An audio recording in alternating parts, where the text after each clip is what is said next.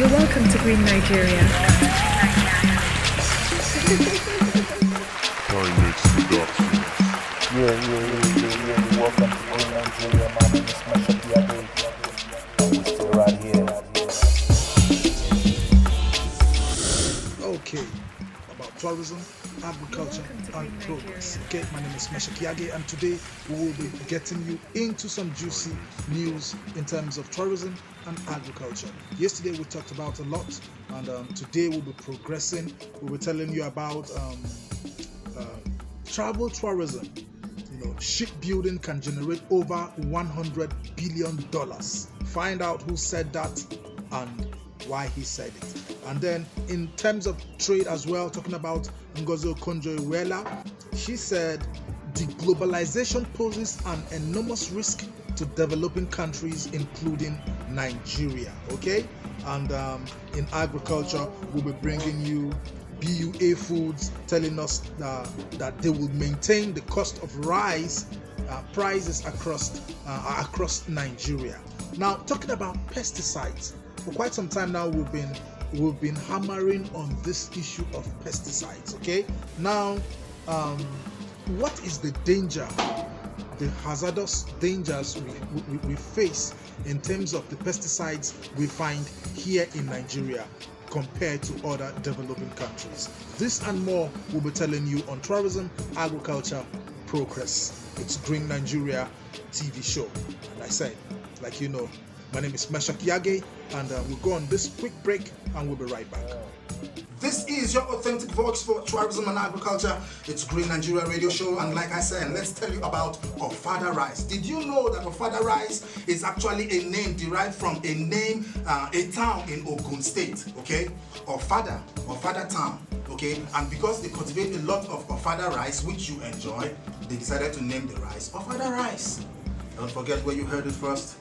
You heard it on Green Nigeria Radio Show. I am Raymond. Hi, my name is Rectus Nessa.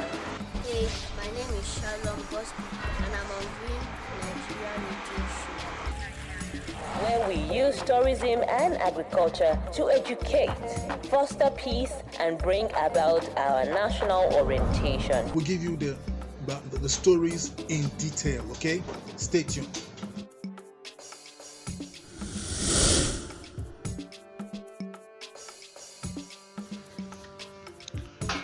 Okay, so World Bank supports over 6,000 Lagos farmers with agric inputs. We told you that, and of course 6,062 farmers in Lagos State have received agricultural inputs and production assets from the Nigeria COVID-19 Action Recovery and Economic Stimulus NG-CARES program, a World Bank supported project. Okay, State Project Coordinator Lagos NG-CARES Mr. Jonathan Obayemi stated this during the distribution exercise in Alimosho, local government area of Lagos State. He said the initiative was second cycle of implementation of the Nigeria COVID-19 Action Recovery and Economic Stimulus Program. Okay, all right. And I'm talking about other news in terms of agric and the gender factor here. Gender inequalities in agriculture cost world $1 trillion. That's FAO talking about how gender inequalities has cost the world over $1 trillion. Okay, the UN's Food and Agriculture FAO says gender inequalities in food and agriculture are costing the world over $1 trillion, noting that leveling the playing field for women working in the sectors can bring growth and help feed millions. Okay, over 1/3 of the world's working women are employed in agri-food systems, which include the production of food and non-food agricultural products, as well as related activities from food storage, transportation, and processing to distribution. Okay, now we told you about 65% of agro-pesticides in Nigerian market are hazardous. Okay, we told you that report 65% of pesticides used by farmers in Nigeria's biggest economy on their farmlands are hazardous. A European report had said Nigeria ranked highest among 6 other countries that had their pesticides reviewed for levels of harmful residues, according to the report put together by Heinrich Ball's Stiftung, Friend of the Earth Europe, and Pesticides Action. In 2021, 65% of all pesticides used in 4 states of Nigeria were highly hazardous, the report stated. Okay, the report noted that bean samples from Nigeria showed high level of contamination containing up to 0.3 milligrams per kilogram of diclovos. In contrast, the legal limit in Europe is 0.01 milligrams. Okay, so can you see the disparities in terms of the milligrams and why the ones found in Nigerian farms are hazardous?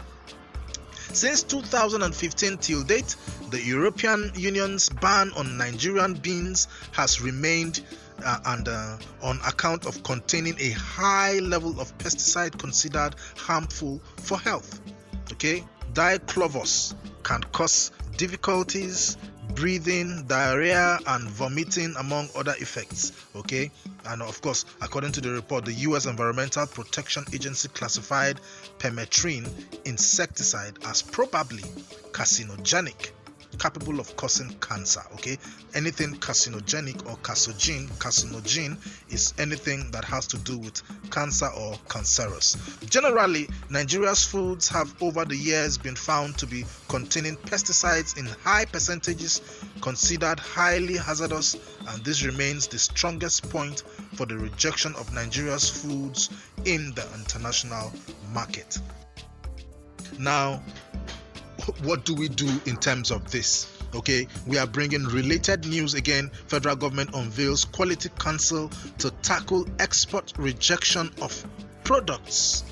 Now, if that can work, it will be good, but we need to go back to the grassroots and see how the farmer can get good pesticide to prevent decay or consumption of the produce by pest. Okay, now in terms of rejecting food coming from Nigeria. Now, Nigeria is a great country, and how can we sustain our many food produce? If we want to avoid food rejection in Nigeria, then we have to do better than using these kinds of pesticides that pose as a threat to our export, sector. Okay, I think that's the key point in this production. Okay, and stay tuned tomorrow for more on Green Nigeria TV. My name is Meshach Yager. You're welcome to Green Nigeria.